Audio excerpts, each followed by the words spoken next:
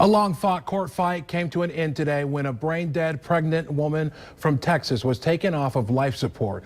The move comes after her family fought for weeks to have 33-year-old Marlise Munoz taken off of the machines. The hospital had kept Munoz's body on a ventilator to preserve the fetus that she was carrying.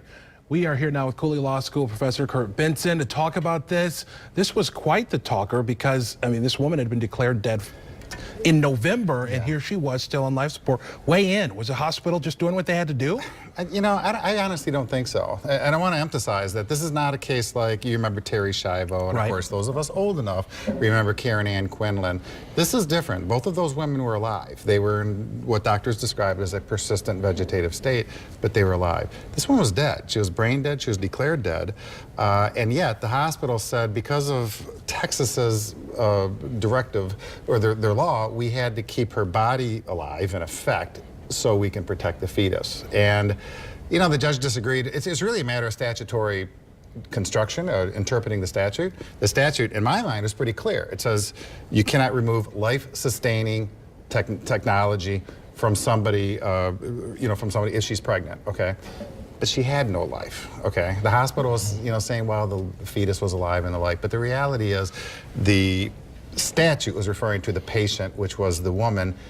This was not life-sustaining because she was already dead. So you think we had a bit of a misinterpretation here? I really do, and quite frankly, so did the judge. Right. And I think that, and the hospital, of course, forewent its right to appeal and carried out the judge's order today. Okay, but I imagine from the hospital's perspective, when you have something where you have to choose one way or the other, you want to err on the side of keeping the person alive. Is that what they were thinking? Yeah, well, in all honesty, not to put, not to sound cynical, I think they might very well have a overprotective lawyer who's saying, look, it's pretty clear that the statute doesn't apply here, but just to be safe, let's get a judge to order us to do it. That way, if anyone complains or if there's threats of lawsuits or even a homicide charge or something, we can say, judge made us. We know there's a court order. We had to do this.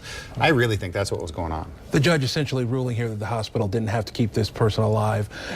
The family, do they have a chance with a lawsuit for all this that they've been put through over the past few weeks? Not to the extent that it was involved in litigation. If you stake out a position in litigation in good faith, and I'm not suggesting the hospital is acting in bad faith, don't get me wrong. I'm just saying they're being overly cautious and they wanted a court order. Once you're in litigation, then you are protected from lawsuits because, again, that's why we have litigation, to make these arguments in good faith. They might have been trying to cover themselves here. I think so. All right. Yeah, I really do. Curt Benson, Cooley Law School. Always appreciate your perspective. Thanks for joining us. Thank you, Leon. And we'll be right back after this.